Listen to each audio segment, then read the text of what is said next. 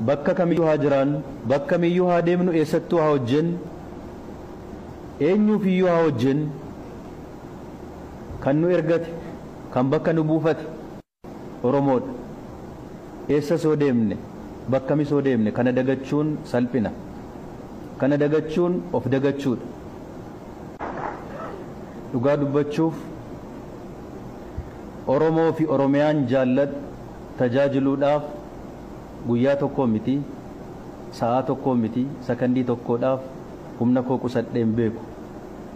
Guyyaan pirezidaantii mootummaa naannoo Oromiyaa ta'erraa kaasee hanga guyyaa har'aatti hamma yaadee fi hamma Oromoon narraa eegoon hojjechuu baadhellee jaalallin ani Oromoodhaaf Oromiyaadhaaf qabu yoo xinnaate qabeenyin ani dhuunfaa kootti qabu lubbuu kooti. Lubbuu koo Oromoodhaaf Oromiyaadhaaf dabarsee kennuudhaaf yeroo kamiyyuu qusadheen beeku. Kanaaf kana godhuudhaaf haala hundi keenya keessa dabarsine, rakkinni nuti keessa dabarsine, dukkanni nuti keessa dabarsine, ba'aan ulfaataan guddaan nurratti kufee nuyi keessa dabarsine baay'ee guddaadha, baay'ee ulfaataadha. Haa ta'uti garuu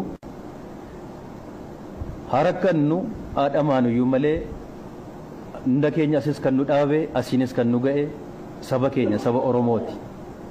Itoo Oromoon nu biran dhaabbannee qeerrooniif qarreen Oromoo, beekaan Oromoo guutuun itoo nu bira dhaabbatee humna nuu ta'ee jabaadhaa itoo nuun hin jennee waggaa 2-3 mitiitii guyyaa 2-3 hojjechuu hin dandeenye.